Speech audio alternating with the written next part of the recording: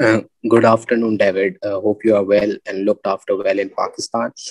Quite a young South African side here in Pakistan, and obviously in front of a full-fledged Pakistani side with the likes of Babar Azam, Shaheen Shah Afridi. So, being the most experienced player in this lineup, what are your set targets and obviously your team planning against the home side? Yeah, I mean, obviously, there's been a lot of chat about being a young side and a new, inexperienced team. It obviously creates a lot of opportunity for guys to step up. I mean, obviously, being a World Cup year, so it would be great to play our, guys that we accustomed to, but at the same time, it gives us a great opportunity for guys that haven't played, like I said, to step up. So I think the guys are really looking forward to it. We have really prepped extremely well in this week that we've been here. And me as a senior player in this team, I'd really like to step up in a lot of different areas on and off the field. Of course, we know we're up against a really strong Pakistan team, so we do respect that. At the same time, I genuinely do feel like in T20 cricket, if you prep well and you've got a great team, there are opportunities to still lose. So, I think we need to be mentally up for the game at all costs, whether we underdogs or, if we guys that are really strong in a particular team. So I think we just need to really be switched on for the specific games that we play, be in the present, stick to our processes, and I don't see why we can't compete against one of the stronger teams in Pakistan. Ken, followed by Fidos. David, you're not just the most capped player in the squad, but you're also the only one who's played in Pakistan before. So presumably you're also giving the guys a bit of intel about what to expect.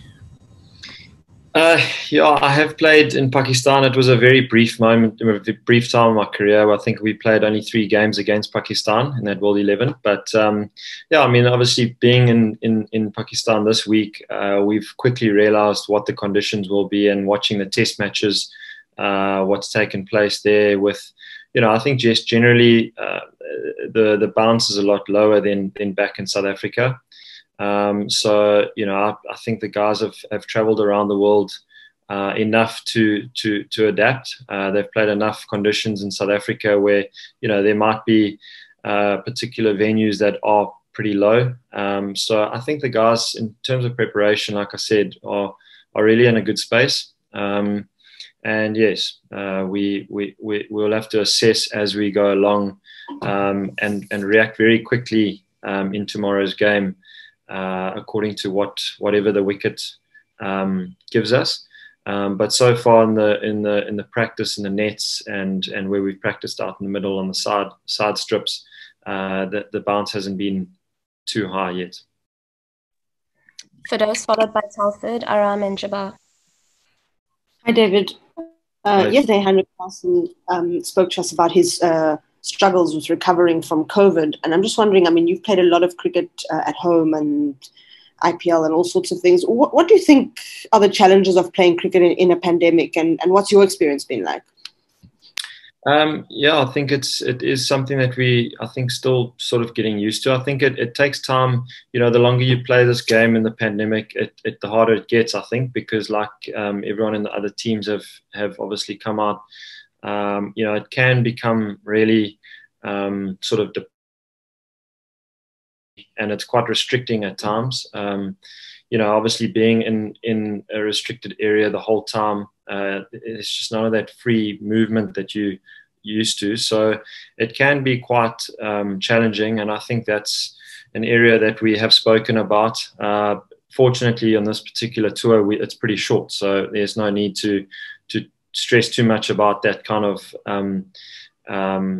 topic. But in the longer it goes on, I think it will become quite an issue. But I think it's just about sorting that out mentally, finding a place where we can come together as a team and discuss these topics within the side and try and address them as quick as possible. Yeah. Alfred? How's it, David? Hi, Tom. Hi. Normally, when a lot of the players in a squad go home, it's probably going to be not a good thing, seeing that they know the conditions and everything else. But considering the mental toll that's been put on the test side and what happened, and it's almost a good thing that there's a whole bunch of fresh guys, isn't it? And only 4 of the guys who went through that. Yes, for sure. I mean, I think it really is, like I said, it's a really refreshing group of guys. It always is going to be. Yes, we're going to come under quite a lot of pressure in the games, as we would assume. But I think it's a great opportunity, like I said, for guys to step up. And I mean, obviously it's worked out that the test guys were going to go back and play against Australia. That's now fallen through, so it has sort of worked out in a good enough sort of situation for us to try these kind of moves. But at the same time, I think well, actually I know as representing your country, for us, we've discussed a lot about it this week, where we actually, like Classy said, we're here to win. We know that we're representing the Proteas regardless of if you've played your first game or your 100th game or whatever. We really are here to represent the Proteas in the best possible light, and we are coming with a positive mindset to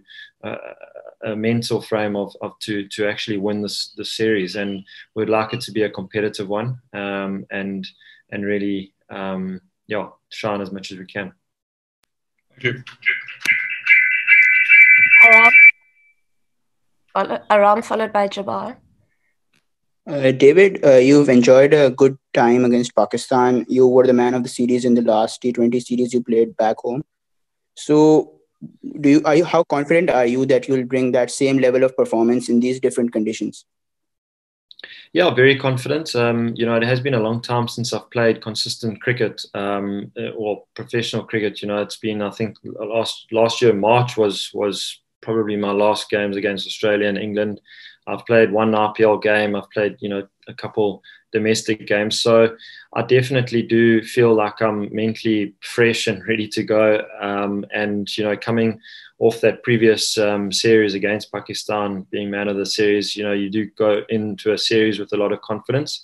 But at the same time, we do know, cricket is a funny game. So I always have to start again. There's new challenges, and like I said, I do feel really well prepped and organized, and we've come with enough time to give ourselves a chance to know exactly what's potting here in Pakistan. And yeah, I mean, it come with a lot of confidence into the series. Jabbar. Yeah, good afternoon, David from cricket.bk. This is Bazif Jabbar. Now, I often ask this question to every player, that is there any specific player from Pakistan that you are targeting or you think could be threatening for your side? I haven't given it too much thought, to be honest with you, in terms of specific players. But I know there's, the guys do come with a lot of experience, as we know. So I'm going to be sitting down this afternoon, going to this evening's training with a lot of sort of plans.